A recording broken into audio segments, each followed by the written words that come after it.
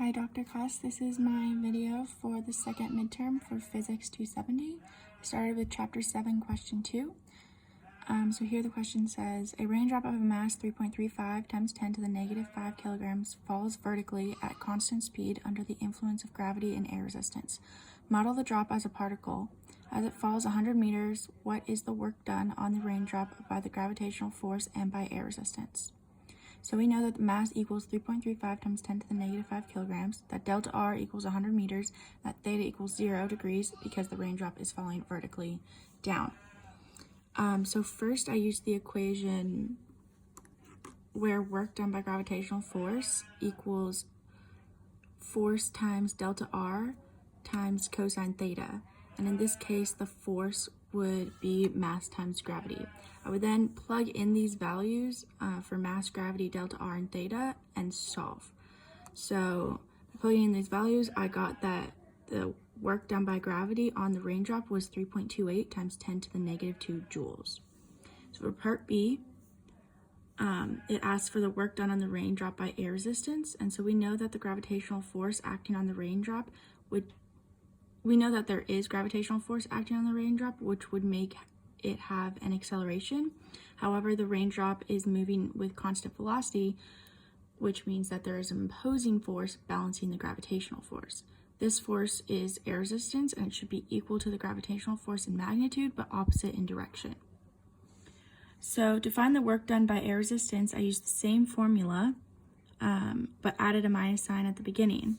So the work done by air resistance equals negative mass times gravity times delta R times cosine theta. By plugging in these values, same cosine theta equals 0, everything, I got that the work done by air resistance on the raindrop equals negative 3.28 times 10 to the negative 2 joules, which is equal in magnitude to the work done by gravity, but opposite in direction. For Chapter 8, I chose to do question 3. So here, a block of mass 0.250 kilograms is placed on top of a light vertical spring of force constant 5,000 newtons per meter and pushed downwards so that the spring is compressed by 0.100 meters. After the block is released from rest, it travels upward and then leaves the spring. To what maximum height above the point of release does it rise? So according to the conservation of energy, the kinetic energy gained by the block is due to the elastic potential energy stored in the spring, which is given by this formula, US equals 1/2 kx squared. And then the gravitational potential energy is given by this formula, UG equals mgh. So therefore, the maximum height of the block above the point of release is given by EI equals EF, which is just the energy initial equals the energy final. And this is from the conservation of energy for the block spring Earth system. So here we know that EI equals USI plus UGI, and that EF equals USF plus UGF. Additionally, we know that UGI equals 0 because the gravitational force is 0 on the block before its release. And then we know that USF is 0 because at the maximum height above the point of release, there is no more potential energy acting on the block because the block won't go any higher. So now we know that 1/2 kx squared equals mgh, and we can solve for h. So h equals kx squared divided by 2mg. We can plug in all our values, and I got that the maximum height above the point of release is 10.2 meters. So for Chapter 9, I did question 3. Here the question is, at one instant, a 17.5 kilogram sled is moving over a horizontal surface of snow at 3.50 meters per second. After 8.75 seconds have elapsed, the sled stops. Use momentum approach to find the average friction force acting on the sled while it was moving. So here we know that the mass equals 17.5 kilograms. The initial velocity is 3.5 meters per second.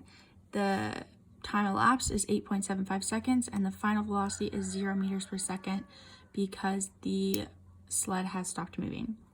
So I applied the impulse momentum theorem to create the change in or to relate the change in horizontal momentum of the sled to the horizontal force acting on it. So here we have the force in the x direction equals the change in momentum in the x direction over the change in time. So just taking the change in momentum in the x direction, I did final momentum in the x direction minus initial momentum in the x direction.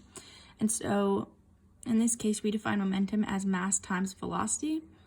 And so we have that the force in the x direction equals mass times velocity final in the x direction minus mass times velocity and initial velocity in the x direction all over the change in time. So we can just separate out the mass and we get this, and then I can plug in our known values for mass, velocity, and time, and I found that the average friction force acting on the sled while it was moving was 7.0 newtons.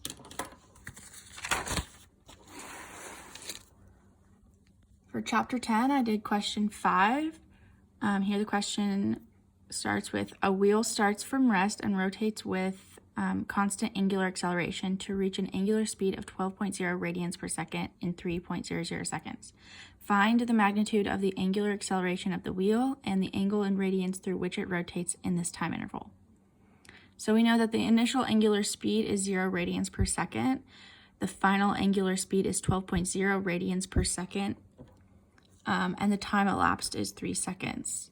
So by applying the rigid object under constant angular acceleration model, we start with the final angular speed equals the initial angular speed plus the angular acceleration times time.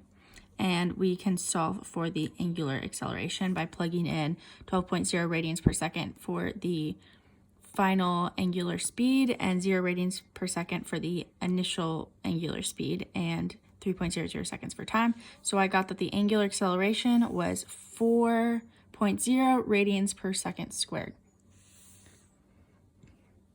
So for the angular position of a rigid object under constant angular acceleration can be found by the equation final angular speed squared equals initial angular speed squared plus 2 times the angular acceleration times theta. So by plugging in the given values and solving for theta, I got that the angle in radians through which the wheel rotates in this time interval was 18.0 radians. So for chapter 11, I did question 22. Here it says, a uniform solid sphere of radius r equals 0.500 meters and mass 15.0 kilograms turns counterclockwise about a vertical axis through its center. Find its vector angular momentum about this axis when its angular speed is 3.00 radians per second. So we know that the radius equals 0.50 meters, we know that the mass equals 15.0 kilograms, and we know that the angular speed is 3.00 radians per second. So first we use the equation for the moment of inertia of the sphere about an axis through its center, which is I equals 2/5 m mass times radius squared. So I can plug in 15.0 kilograms for mass and 0.500 meters for the radius, and I found the moment of inertia of the sphere about an axis through its center equals 1.50 kilograms times meters per second. So then I use the equation L equals I times omega to find the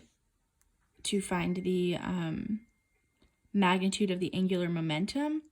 So I plugged in I, which we found in the previous question, and I plugged in omega, which we were given as 3.00 radians per second, and I got 4.50 kilograms times meters per second squared. So finally, since the sphere rotates counterclockwise about the vertical axis and the angular momentum vector is directed upward, or this gives that the angular momentum vector is directed upward in the positive z direction. So this leaves the final answer of 4.50 kilograms times meters second per squared, K.